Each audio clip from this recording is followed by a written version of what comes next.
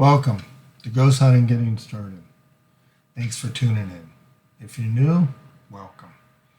I'm Tim Arnwine. I'm a retired paramedic turned ghost hunter and author. Currently, I'm a case manager and investigator for War Party Paranormal and the co-founder of Ghostly Experiences, Inc. Now, I've been investigating for well over 15 years. I've been on hundreds and hundreds of investigations at a wide array of locations. And up till recently, I started thinking, what if I could help one person get started right? Or help someone run a productive investigation? Or even help the most seasoned investigator have a better understanding of the tools we use? Then I thought writing this book and creating this channel would be well worth it. So first I want to thank the people who responded to our questions and comments segment we have at the end of each show. It's been a few responses, and I'm deeply grateful. We're young, we're just getting started, so please send them in. Send them into ghosthuntingggettingstarted@gmail.com. Send them to my Facebook, Longhair Ghost Hunter, SOFL, or send them directly to the channel. This week we're going to be talking about types of ghosts, forms of ghosts, or orbs. Now, there's 6 types of ghosts you may encounter. One could be an animal. Now, the animal could show up like a shadow, a gaseous form. They could be familiar sounds, smells, touches, things like that. Next one is the apparition. Now, the apparition is the rarest manifestation. If you catch one on film, that's rare. If you catch one in your naked eye, that's very rare. So if you catch one, count your blessings. They're like the holy grail of ghost hunting. Now what they're going to be a urethral figure. They could be half-bodied apparitions or full-bodied apparitions. Now I have a couple of examples. I've caught a few in my time of over 15 years. Once we were doing a house, and the history was there was like a 6-7-year-old girl who was seeing a shadow. So we did the investigation, and when we were reviewing evidence, looking at pictures, we started comparing the pictures we had to the pictures that the family had. Now we realized we called it a half-bodied apparition, from the chest up to the head. Then we realized that the face shape and the hair shape of the apparition matched Grandpa, which was pretty exciting because it was a confirmation. Because Grandpa unfortunately did die in the house. So that was good. And then later on, we were at the Coral Castle. Now, Coral Castle is world-renowned. It's a world-renowned attraction down here. A little history about the place is, there was this guy named Ed. He fell in love with a girl. He was going to marry her. So he moved here, and he built this fabulous place for her. But she never showed up. But the thing that really astounds experts to this day is that this whole place was built out of pure coral rock. Tons and tons of rock. There's actually like a tower that's 15, 20 feet that has stairs. That's where he slept. That's where he had his meals, things like that. There's a hand-carved crescent moon that hangs another 15 or 20 feet above this thing. Now, he did all this and all these other rocks he moved with no heavy machinery. That still astounds experts to this day. Now on the back of the thing, he actually had he put a wall up, 6-8 foot wall. Again, no heavy machinery. So like I said, we were investigating one night. We were running video, and when we reviewed the video, we found we caught a full-bodied apparition running down that wall. Remember, apparitions are rare. If you catch one, it's the Holy Grail. Okay, the next type is ectoplasms. Now, ectoplasms they're kind of like smoke or fog, something like that. Now, they're supposed to be, or thought to be, precursors for an apparition. But ectoplasms can also be confused for smoke, steam, exhaled breath, in a cold environment. They could be reflections off glass, mirrors, or shiny metal, or something as simple as a camera strap. But the moral here of this story is review your evidence, especially video and camera. Because if you catch an ectoplasm, you might have caught an apparition. So review your evidence. Okay, the next one is called a funnel ghost. Now, funnel ghosts are basically spirals of light, but they're associated with cold spots. So again, check your evidence. Good example of a funnel ghost is basically the art cover for my book. I had the guy put a funnel ghost in a cemetery scene. I thought it looked very interesting. Okay. So the next one is the most common one, interactive. Now the interactive ghost is usually familiar with you, the person called you out, or someone in the locale.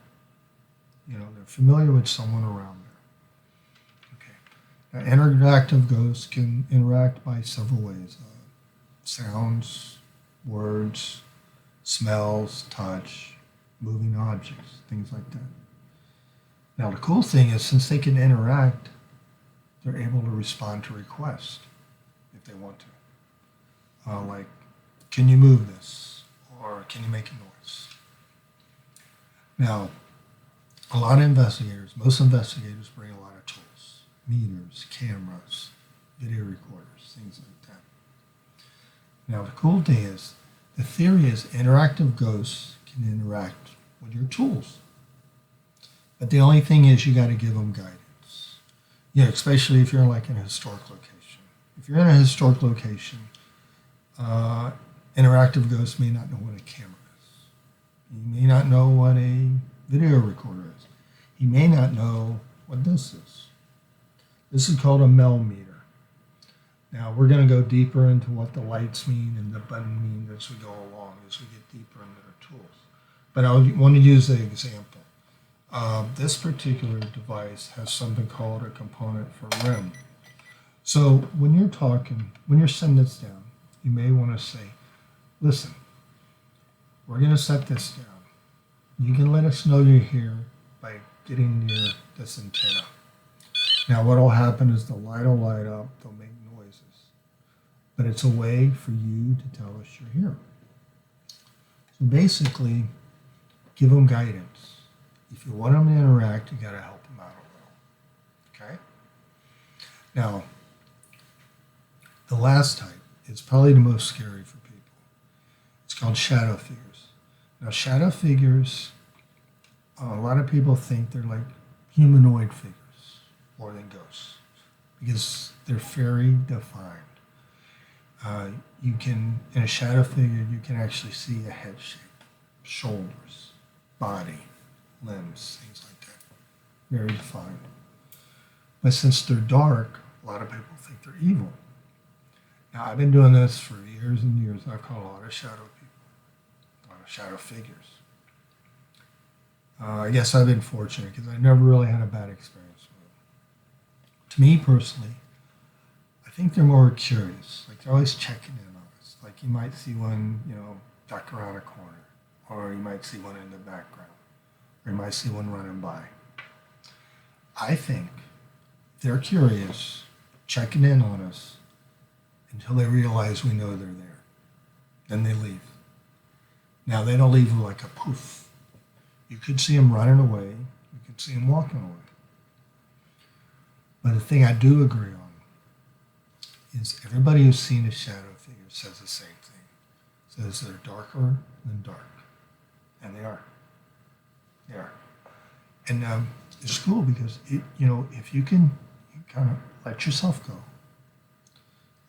I call it thinking more detail. You can see the shapes, the head shape, the shoulder shapes. And you can see the darker and darker. If you're in a dark room and you see a shadow figure, you'll know it because it'll kind of pop off because it will be darker than dark. Now, if you hang around long enough, you will see a shadow figure. They're not as rare as apparitions, but you got to kind of let yourself go, kind of do that detailed thinking. But they're cool. They really are. So now let's talk about ghost forms. Now there's 4 ghost forms, but they're not all visible, and I'll explain that. Now one is obviously visible. You may see, a glimpse. You may see a peripheral. You may see, dead on. Now audible ghosts. Audible ghosts can come to you. They can produce words, pleas for help, sounds such as like knocking or maybe footsteps. Next one is perfume ghosts. Now, don't take the perfume literal. The range of a perfume ghost can go anywhere from sweet smelling to repugnant. But the most common ones are flowers, perfume, and tobacco. For example, we were doing a house once, and for some reason, all the activities seemed to be centered in the guy's office. He said he'd walk in and he noticed the chair was swung around, or he was being watched, like he was being watched when he was in there working. And one time he did say he smelled pipe tobacco.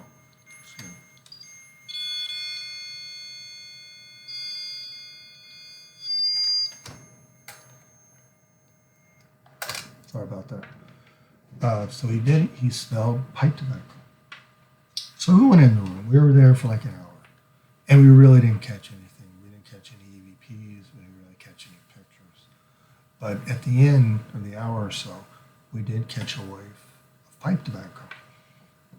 Now, the owner came in, and I noticed the bookshelf. And the bookshelf kind of had 2 urns, like bookends. So the owner came in, and I asked him, I go, so who's up there? And he said, well, that's my dad and my grandpa. So I made a little comment like, well, did they really want to be bookends? And he says, no, I just haven't had the time. And then I had to ask the obvious question. Did either one of them smoke a pipe? And he gave me a real confused look. He goes, well, yeah, my grandpa did. So, he called me a couple weeks later and said he made time and he did the services. And all the activity seemed to die out, which is cool. I had coincidence, I don't know. But he took the action and then the activity died down. So, that's a whole idea of an investigation. Trying to find some answers, and now he felt more comfortable around the house. So, last one is the dream ghost. Now, dream ghosts are obvious. They'll come to you in dreams, or they'll come to you in meditation. So, those are the 4 forms. Now, you remember I told you they don't always come visible. And there's a reason for that. It's something I think is very important. I think you, your body, your senses, are your most immediate tool. Okay? What you see, what you feel, what you hear, things like that are immediate. Now, your most immediate tool, if you're using it, will tell you changes, senses of changes. All this other stuff, the meters, the recorders, the video cameras, things like that. They're there to document what you're sensing. But as we get deeper into the tools, you're going to realize that some tools go deeper than your senses. So when you're in an investigation, or you're just around, just look. Look for anomalies. Look for light flashes. Look for darker than dark. Look for items that may have moved. And then listen. Listen for unexplained noises. For instance, if your team is accounted for in a room or 2 rooms or whatever, but everybody's accounted for, and suddenly you start hearing footsteps down the hall, document it. Either verbalize it on a recorder or write it down. For example, teams accounted for, but we heard footsteps down the hall. That way it becomes evidence. Okay? Then smell. Smell for anything unexplained odors or scents, anything like that. For example, if you're in a room with Big John, and Big John's not wearing lilac perfume, document it. It becomes evidence. And then feel, feel, are there any cold touches, any cold feelings? Are there any hot spots, anything like that? Feel for, were you touched? Where were you touched? Were you scratched? Was there a sensation of pain? Now, any touch can be subtle. Okay? For instance, we were in a house once, and the sensitive says, Tim, a girl wants to talk to you, but you won't slow down. And that's probably true because back then we had taped recorders and taped video cameras, things like that. So I was always going around making sure the tapes didn't run out. Or sometimes you have to change angles because the activity might shift. So I took the time, I went in the room where the sensitive felt it. I sat in the chair, kind of opened myself up, let myself go, relaxed. And then I said, hello, honey, I'm here. And like a minute later, when I listened to EVP, a minute later, I feel a tug on my shirt. And then when I did listen to EVP, I actually heard a little girl say, hello, I'm here too. So, even the most subtle touch can be something. And then another big field thing is pressure changes. Now, pressure changes can be a big sign. You can be walking in a room, and all of a sudden it feels heavy, feels dense. I call it walking through a lead curtain, because you're going to feel the difference. Now, that can be a sign of a lot of activity. Or on the other end of the spectrum, you could be in a room or house that's real active. The meters are going off, the lights are going off, the tool lights are going off. You're getting EVPs, but it feels dense and heavy. Then all of a sudden the activity starts dying, and then you realize it feels a lot lighter. Okay, document that. That's all evidence. Okay, I've learned one thing. A lot of people get into this, or they take the tours because they want to experience something. Well, if you have your immediate tool, your senses, your body, what you're feeling, all that, you can, let's say, walk into a hotel room. You're on vacation, you're in a hotel room. All of a sudden it feels, denser. You feel like you're being watched. You hear noises, you hear whispers, things like that. Now you have your immediate tool to experience it. You might not have all these other tools to document. But with your immediate tool, you're able to experience it. And really, that's why a lot of people get into this. Okay. Let's move on to orbs. Now, the theory behind orbs are that they're little balls or globes of energy. They're rarely seen with the naked eye, but they're the most commonly photographed anomaly. Now, orbs can be controversial. There's a lot of variables, especially if you're using like a white flash camera, like a phone, or if your video recorders have white light. And the reason for that, orbs can be confused with dust, pollen, insects, or even water droplets. For instance, if you're like going outside your yard tonight, or you're at a cemetery, or you're on a tour with someone, and it rained that day, or it's very humid, when you shoot a picture, you might think there's like 1,000 orbs around. But it's really just the flash bouncing off water droplets. That usually energy orbs. Now these orbs, which I call dust orbs or fake orbs, they can be translucent, transparent. They can be different sizes, different shapes. These orbs can float by, or they can go by in rapid speed. The difference you will see, if you look close at the dust orb, you'll notice that there's little spokes coming out from the middle, kind of like a bike tire, a bike wheel. Now, a true energy orbs are energy. So the difference is true energy orbs. Now, they can float by, they can go by at a high rate of speed, they can be different sizes, that's true. But the true energy orbs are usually solid. And they could be colored, and we'll talk about the colors. But the big thing is, since they're energy, they emit their own light. Now, I remember when we first started doing this, we didn't have anything but white flash cameras, and we had nothing but white lights for our videos.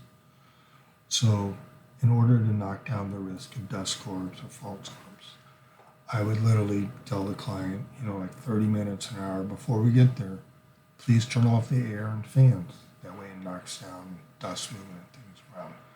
The cleanest house will have dust because dust comes from air ducts and things like that. So I remember, if you do 2 6-hour investigation in a house with no air or no fans, it gets to be real hot. So I'm so glad we're over that now.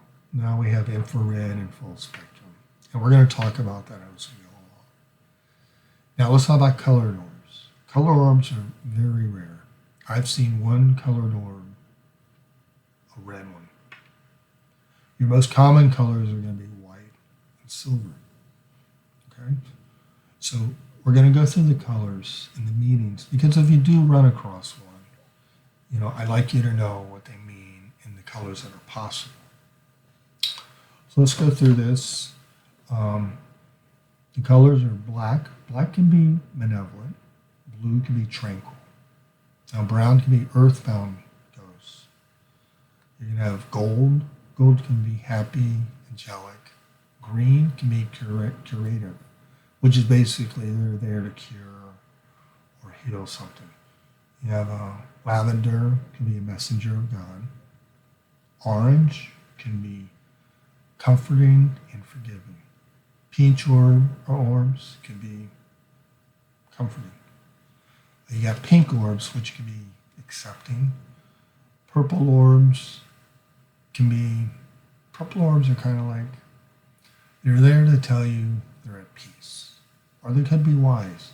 So they could be there just to console you. Red orbs, which is the color I see, can be red or passionate. Silver orbs, which is one of the common ones, they are messengers. Violet orbs could be a guidance for spiritual matters.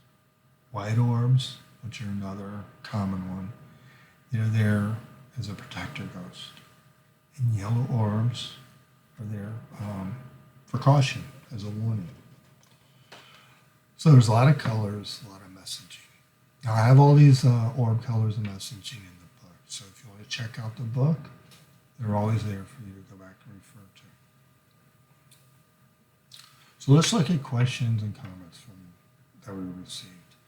We got a couple comments, positive comments about the history segment, histories of ghosts, history of ghost hunting, from Bob and Ivan, and I really appreciate it because I know history can be boring to some people.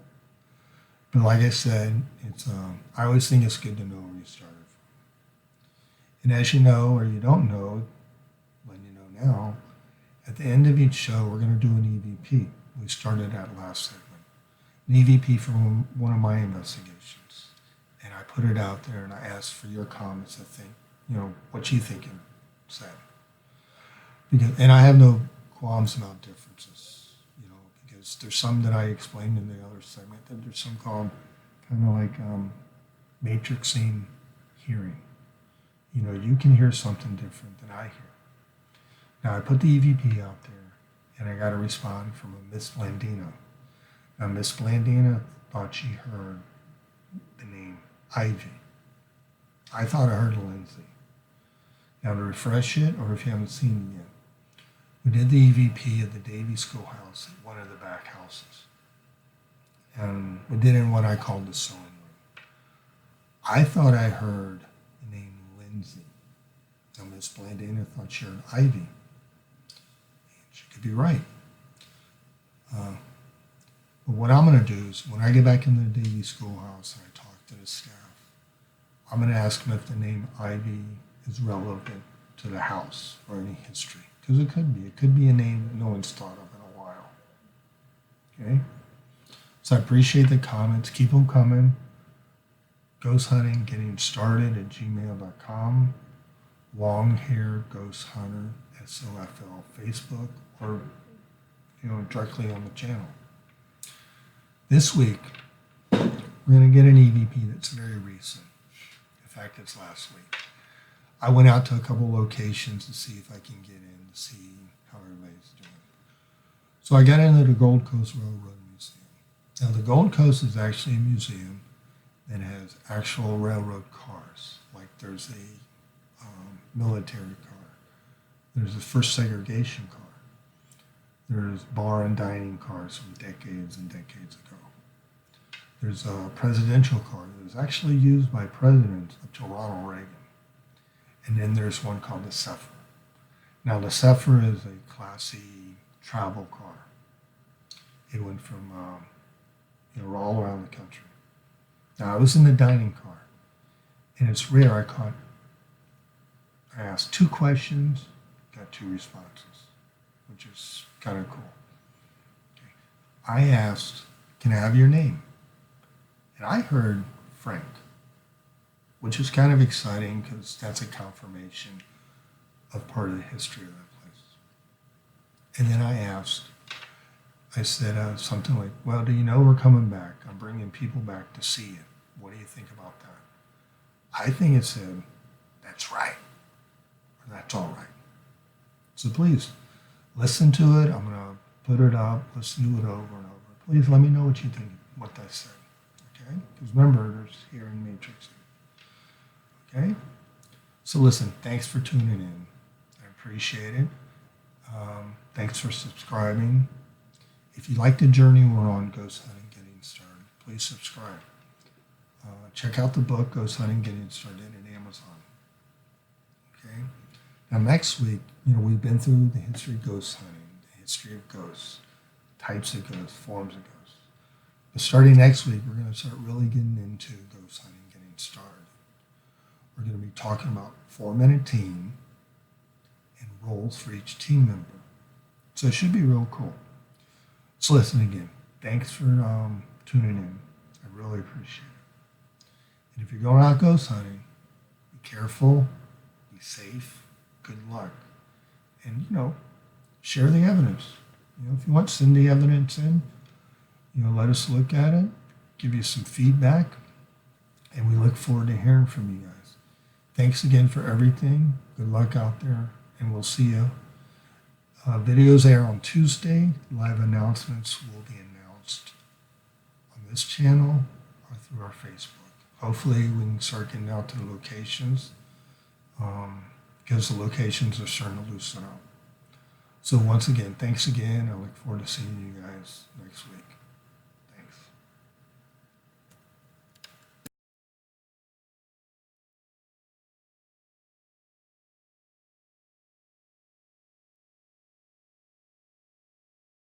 Can you give us your name? Do you like that people are coming back? Can you give us your name? Do you like that people are coming back?